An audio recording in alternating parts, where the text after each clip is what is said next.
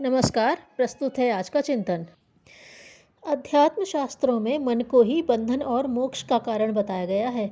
मनोवेत्ता भी इस तथ्य से परिचित हैं कि मन में अभूतपूर्व गति, दिव्य शक्ति, तेजस्विता एवं नियंत्रण शक्ति है।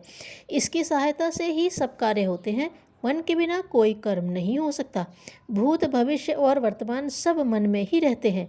ज्ञान, चिंतन, मनन, धैर्य आदि इसके कारण ही बन पड़ते हैं। परिष्कृत मन जहाँ अनेक दिव्य क्षमताओं का भंडागार है, वहीं विकृत मनः स्थिति रोग, शोक एवं आदि व्याधि का कारण बनती है। आध्यात्मिक साधनाएं, योग, तप आदि मन को साधने एवं परिष्कृत करने के विविध उपाय उपचार हैं। महर्षि पतंजलि ने योग दर्शन में चित्त वृत्तियों के निरोध को योग कहा है। अनियंत्रित, अस्त व्यस्त और भ्रांतियों में भटकने वाली मनः स्थिति को मानवीय क्षमताओं के अपव्यय एवं भक्षण के लिए उत्तरदायी बताया है और इसे दिशा विशेष में नियोजित रखने का परामर्श भी दिया है। गीताकार ने भी मन को ही मनुष्य का मित्र एवं शत्रु ठहराया है और इसे भटकाव से उबारकर अपना भविष्य बनाने का परामर्श दिया है। इस संदर्भ में महर्षि वशिष्ठ का कहना है कि जिसने मन को जीत लिया उसे त्रैलोक के विजेता कहना चाहिए।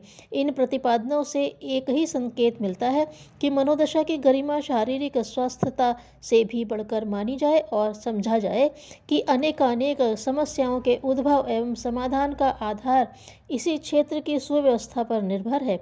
इस संदर्भ में सुप्रसिद्ध मनोविज्ञानी हेक ड्यूक ने अपनी खोजपूर्ण पुस्तक माइंड एंड हेल्थ में शरीर पर पड़ने वाले मानसिक प्रभाव का सुविस्तृत पर्यवेक्षण प्रस्तुत किया है। उनका निष्कर्ष है कि शरीर पर आहार के व्यतिक्रम का प्रभाव तो पड़ता ही है, अभाव व पोषक तत्वों की कमी भी अपनी प्रतिक्रिया छोड़ती है। काया पर सर्वाधिक प्रभाव व्यक्ति की अपनी मनः स्थिति का पड़ता है।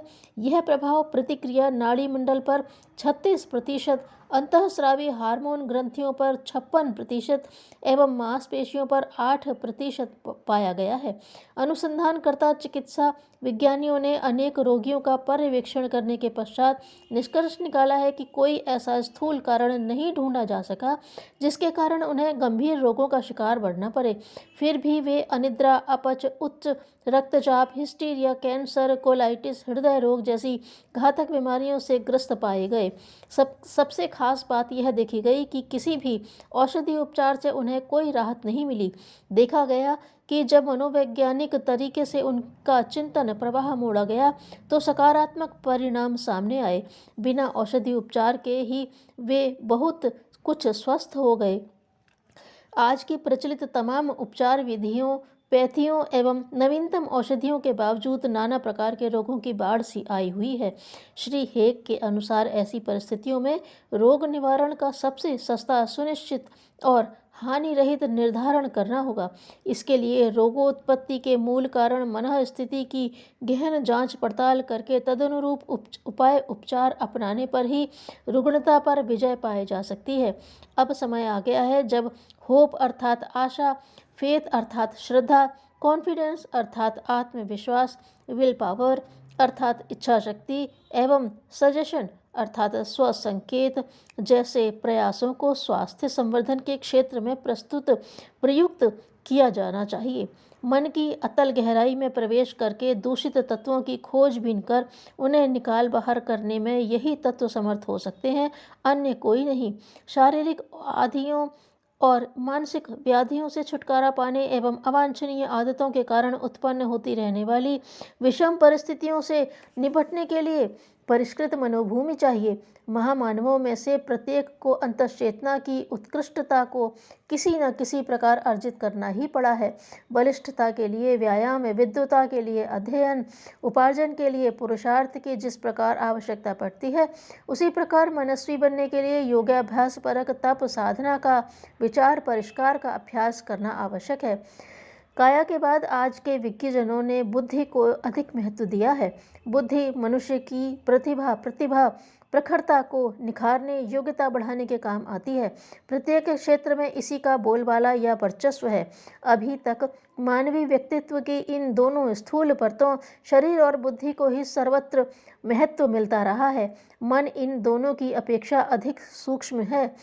प्रत्यक्ष रूप से उसकी भूमिका नहीं दिख पड़ने से अधिसंख्य व्यक्ति उसे महत्व भी नहीं देते, जबकि बुद्धि एवं शरीर न केवल मन के इशारे पर चलते हैं वरन उसकी भली बुरी स्थिति से असामान्य रूप से प्रभावित भी होते हैं।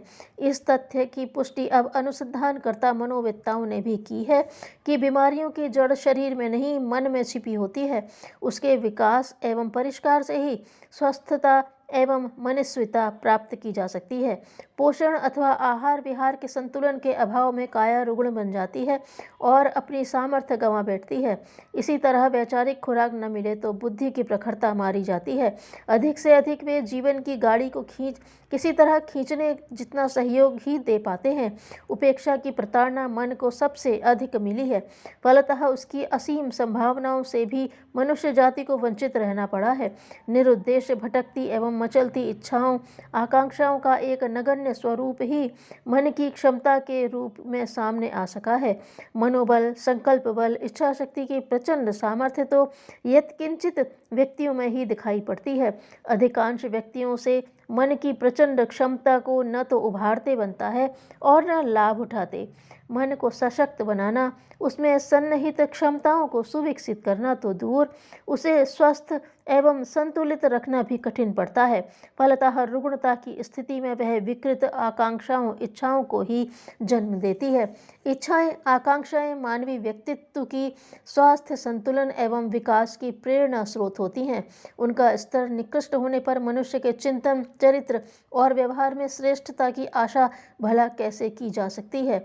रुग्ण मानस रुग्ण समाज को ही जन्म देगा। मन रोगी हो तो काया भी अपना स्वास्थ्य अधिक दिनों तक स्थिर नहीं रख सकती।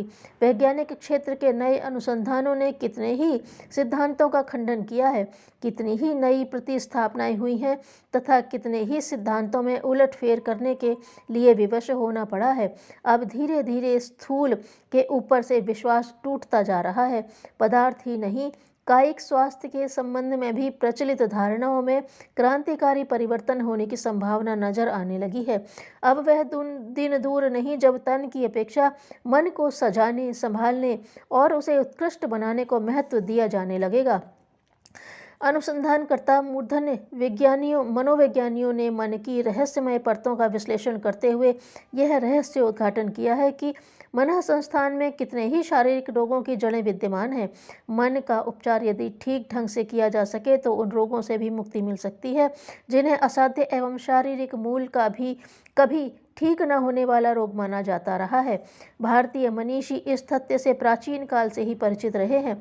अब पाश्चात्य विज्ञानी भी इसकी पुष्टि करने लगे हैं। मन ही प्रगति या अवगति का, रुग्णता या निरोगिता का मूल है। इस तथ्य को जितना जल्दी समझा जा सके उतना ही बेहतर है। युग निर्माण दूसरों को उपदेश देने से नहीं बल्कि स्वयं को बदलने से शुरू होगा। धन्यवाद।